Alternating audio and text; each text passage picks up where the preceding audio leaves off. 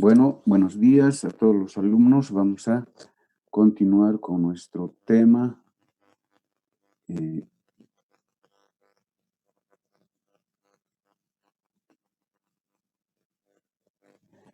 Bien, estamos en el tema de las cardiopatías congénitas. Ayer habíamos visto dos importantes cardiopatías congénitas, como es la comunicación interventricular, que es la más frecuente. Luego tenemos la comunicación interauricular. Y en tercer lugar tenemos la persistencia del conducto arterioso.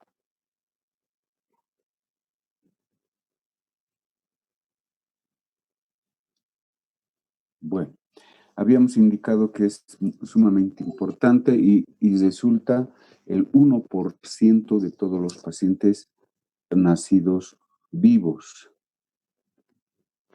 1% de todos los pacientes, es decir, de 100 nacidos, uno va a nacer con su cardiopatía congénita. Hemos indicado también que las causas respecto a la etiología es multifactorial y incluso causas desconocidas. Hemos mencionado factores ambientales, hemos mencionado también problemas de tipo infeccioso y también de tipo farmacológico.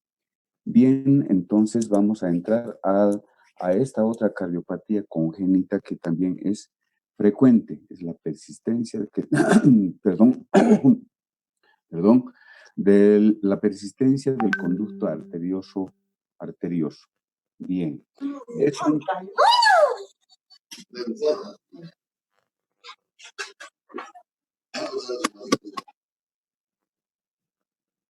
Bueno, es un problema cardíaco que se observa o que se presenta generalmente en las primeras semanas o meses de vida.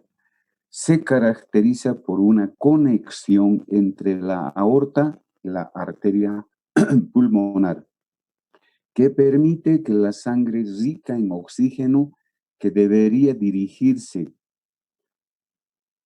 a la circulación general, es decir, al cuerpo en general, vuelva a la circulación por los pulmones. Veremos acá en la figura del lado derecho, este es un corazón normal. Recordaremos otra vez la circulación normal. Esta es la vena cava inferior y esta es la vena cava superior y esta es la aurícula derecha, ¿verdad? Y normalmente retorna la sangre venosa no oxigenada a la aurícula derecha y posteriormente al ventrículo derecho y va a ir hacia los pulmones a través de la arteria pulmonar. A la arteria pulmonar, este es el tronco de la arteria pulmonar y se divide en su rama derecha y en su rama izquierda y en su rama derecha. Y retorna a la aurícula izquierda a través de las venas pulmonares. Aquí no se ven las venas pulmonares que van a desembocar en la aurícula izquierda para luego ir al ventrículo izquierdo y finalmente salir por la aorta hacia la circulación general.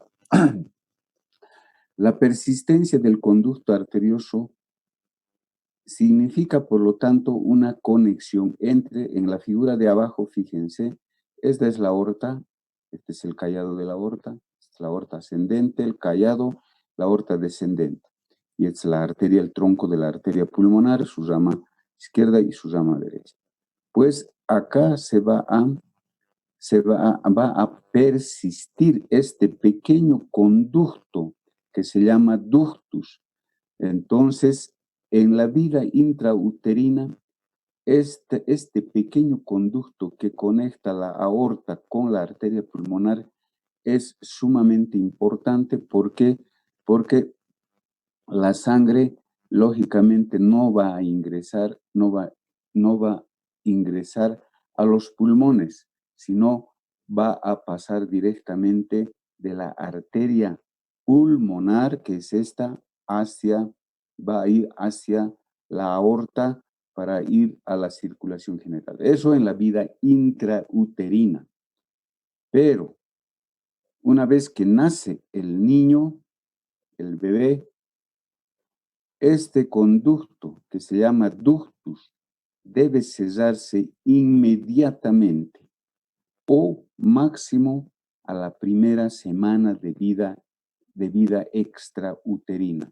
Entonces, esto automáticamente tiene que cerrarse apenas nace el niño o máximo a la una semana, y su cierre anatómico, es decir, definitivo, para convertirse en un ligamento simplemente, va a ser hasta un mes de vida extrauterina. Por lo tanto, este conducto no debe haber prácticamente después de un mes. Debe estar completamente cerrado.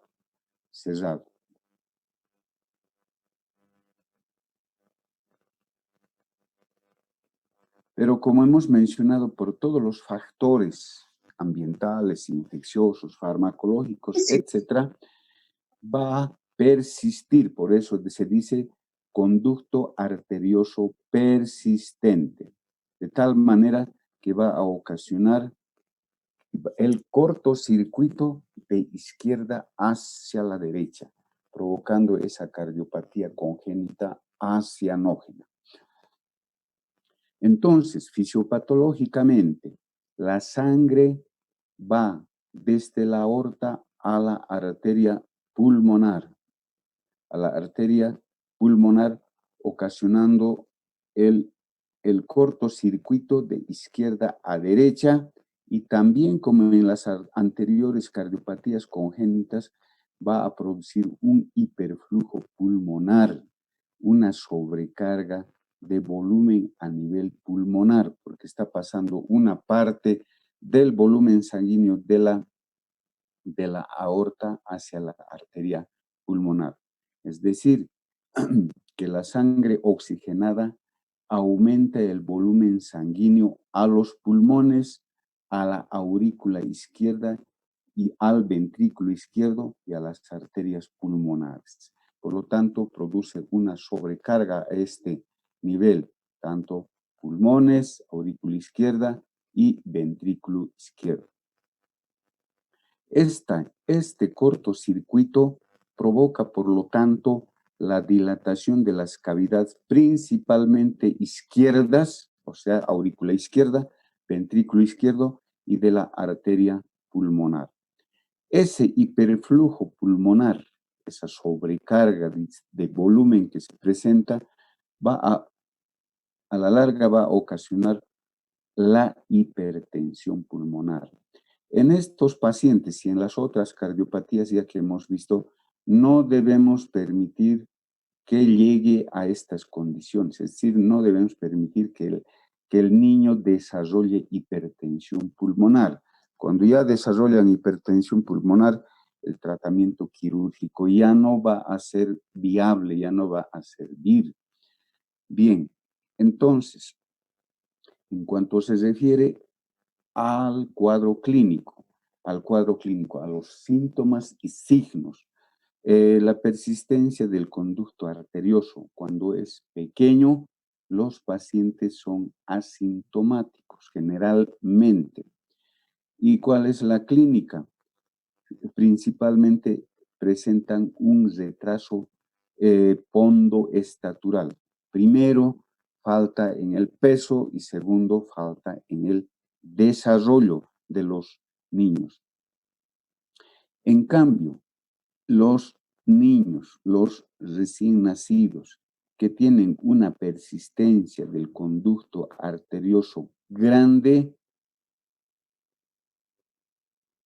grande ocasionan pues una insuficiencia cardíaca congestiva, con todos los síntomas y signos que ustedes ya conocen, ¿verdad? De una insuficiencia cardíaca congestiva. Y hay infecciones a repetición, infecciones repetitivas. Ya les decía ayer en las otras cardiopatías congénitas también, la mamá dice que el bebé tiene resfríos frecuentes o procesos respiratorios como tos. Entonces, es uno de los síntomas y signos de estos pacientes. Va a presentar obviamente taquicardia, taquifnia, irritabilidad, fatiga y también sudoración mientras toma sus alimentos, mientras toma, si es pequeño, mientras toma la leche.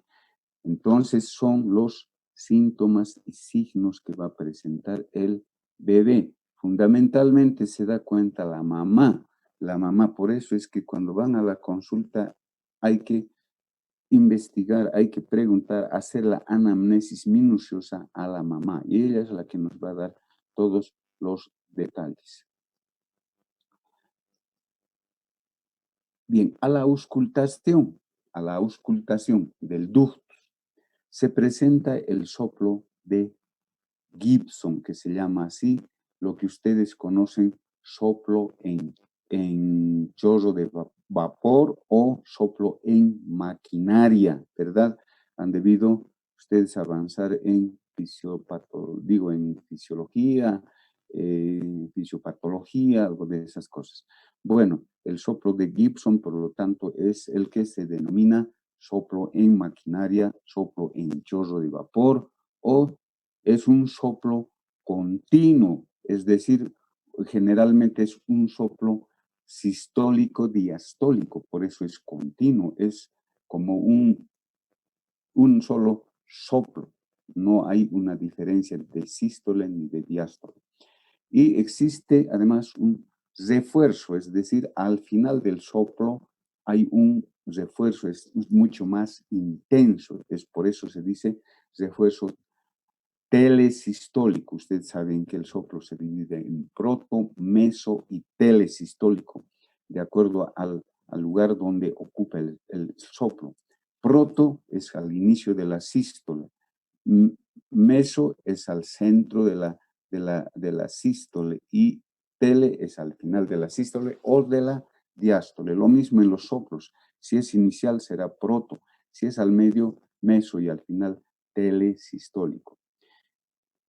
¿Y dónde lo vamos a auscultar? Lo vamos a auscultar en el foco pulmonar. Ustedes conocen que el foco pulmonar se localiza en el segundo espacio intercostal paraesternal izquierdo. Entonces ahí es donde vamos a encontrar ese soplo en chorro de vapor o soplo de Gibson.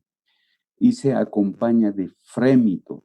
Frémito, ya saben, es el trill que se puede percibir a la palpación, haciendo la palpación del tórax. Hemos dicho que el frémito se asemeja al ronroneo del gato, ¿verdad? Entonces, ese es un trill, ese es un frémito. Entonces, el pulso, que es otra de las características, se llama pulso arterial Seller o pulso saltón. Más lo utilizan el término de pulso saltón, porque cuando vamos a ir a palpar los pulsos, principalmente el pulso femoral, vamos a encontrar que ese pulso arterial es bastante saltón, es muy fuerte, muy intenso a la palpación. Por eso es que se denomina pulso Seller o pulso saltón.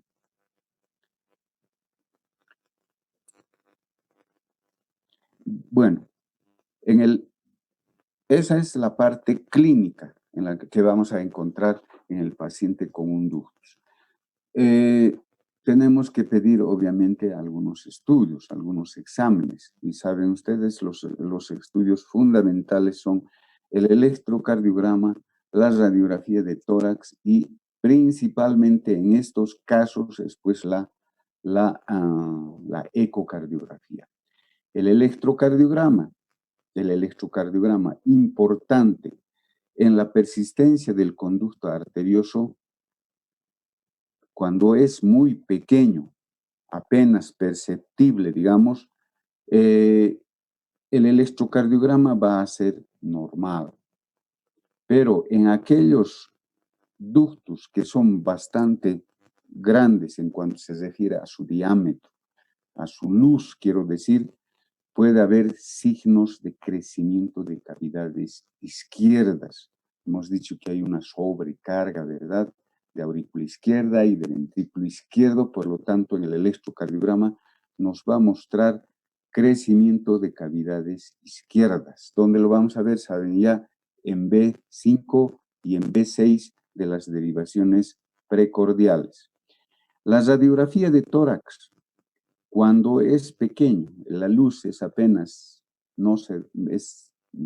el calibre es bastante pequeño, puede la radiografía ser normal.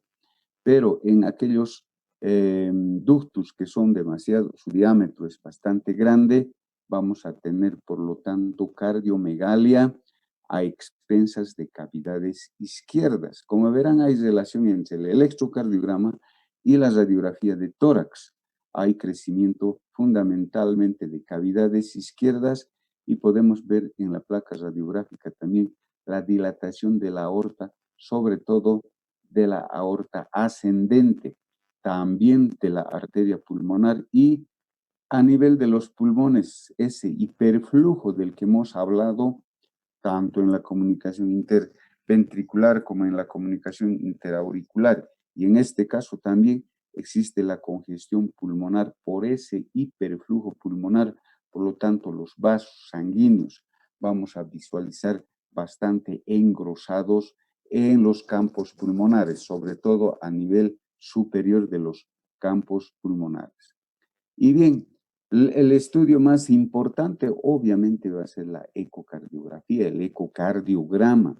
Es el método de elección, el que nos va a mostrar, pues, el que nos va a mostrar fundamentalmente la persistencia del conducto arterioso, nos va a medir su flujo, nos va a medir el tamaño, el calibre del ductus persistente. Por lo tanto, también nos va a mostrar las características estructurales, tanto de la aurícula izquierda como del ventrículo izquierdo. Como hemos visto, hay una sobrecarga, va a haber un crecimiento de esas cavidades y también nos va a poder medir la presión a nivel de la arteria pulmonar para saber si ese paciente está con hipertensión pulmonar o no, que es importante porque para hacer el tratamiento, cuando ya les decía, cuando hay una hipertensión pulmonar severa, pues el tratamiento quirúrgico ya no es viable, ya no se realiza. Bien, me olvidaba antes, creo que no está en los slides, la persistencia del conducto arterioso puede ser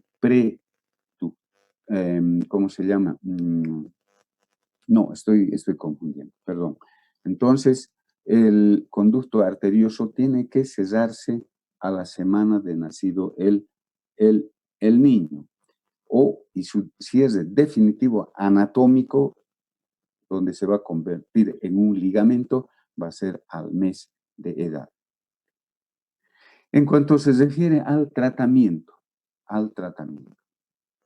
generalmente el ductus se presenta en pacientes prematuros o en pacientes que presentan, por ejemplo, otra alteración como el síndrome de Down. El síndrome de Down, por ejemplo, siempre, casi en una mayoría, viene acompañado de cardiopatías congénitas y una de esas es la comunicación interventricular, la comunicación interauricular o la persistencia del conducto arterioso.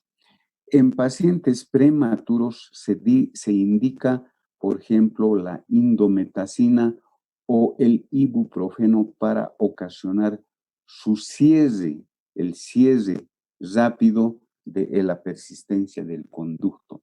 Entonces, los neonatólogos y los pediatras utilizan la indometacina o el ibuprofeno para cesar el ductus. El ducto.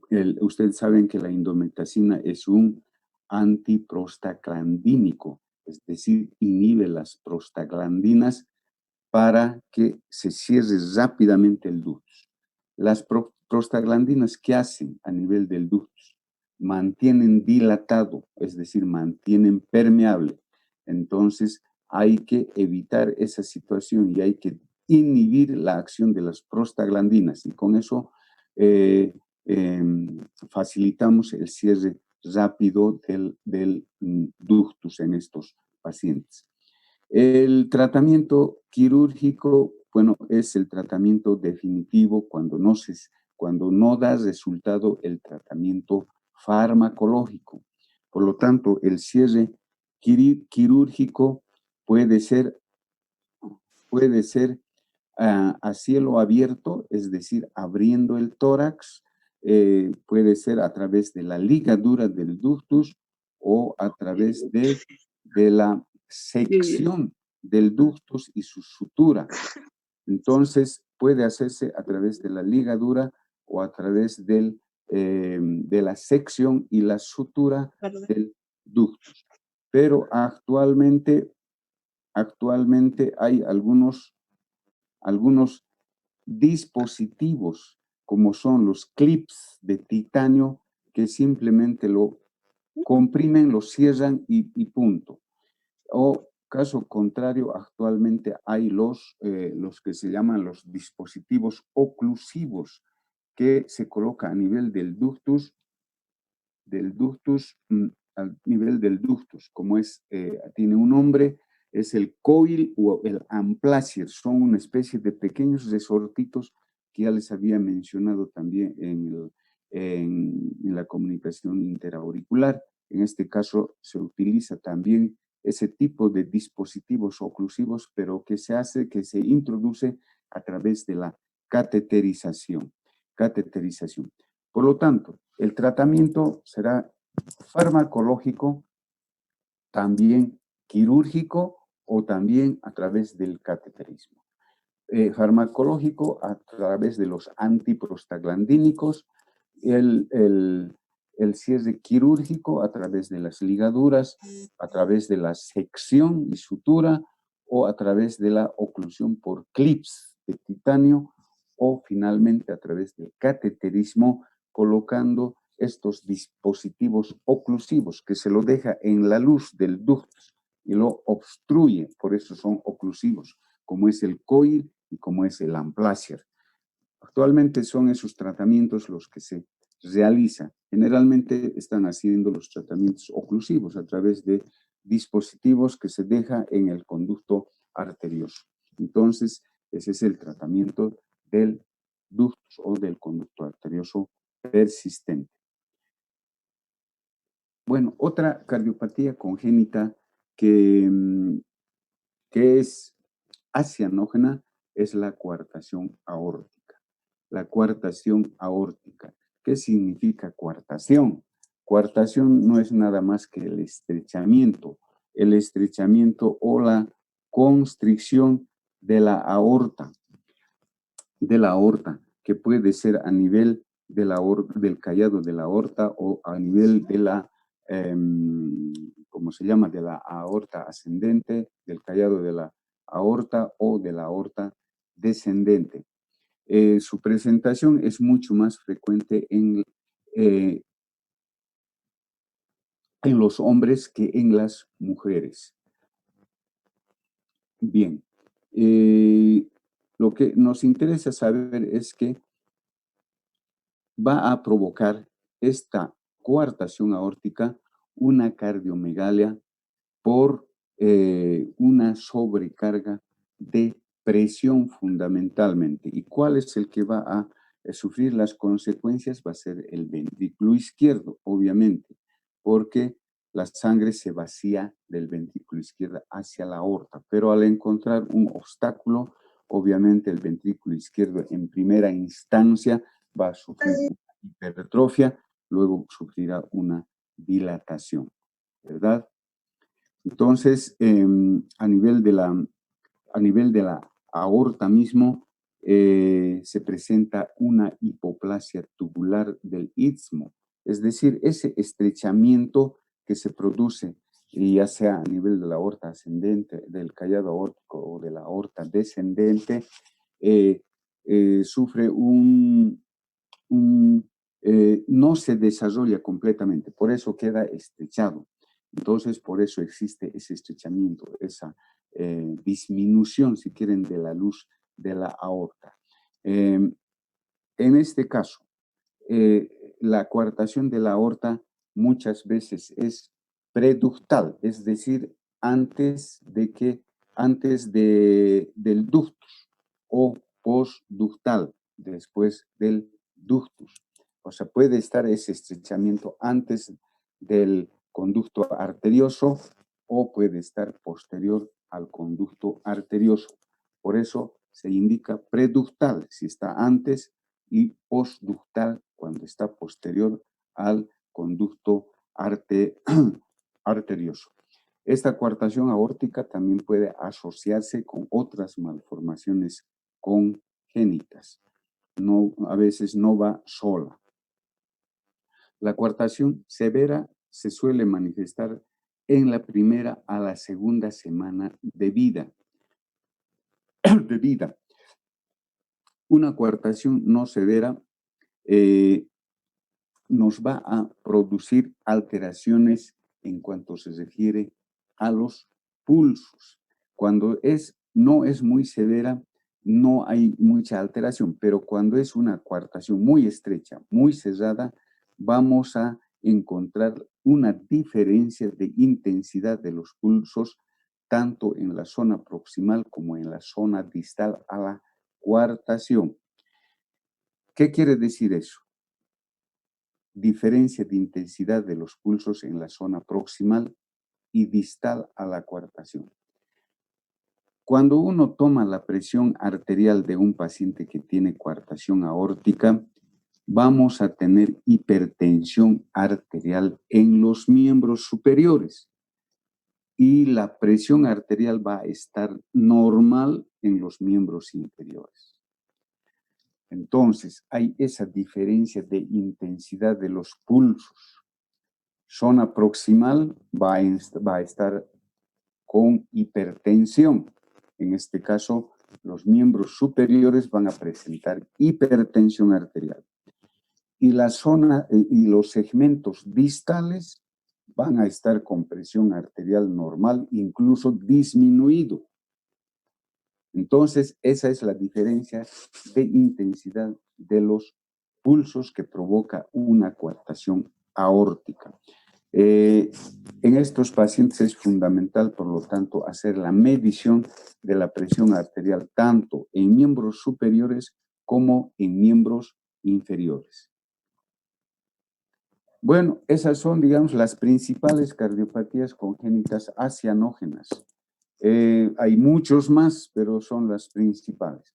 Bueno, ahora entramos a las cardiopatías congénitas cianóticas. Vamos a ver unas dos, yo creo, unas dos simplemente.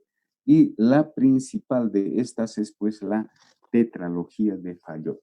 Es una cardiopatía congénita cianógena. ¿Qué significa eso? Que va a producir cianosis en los pacientes.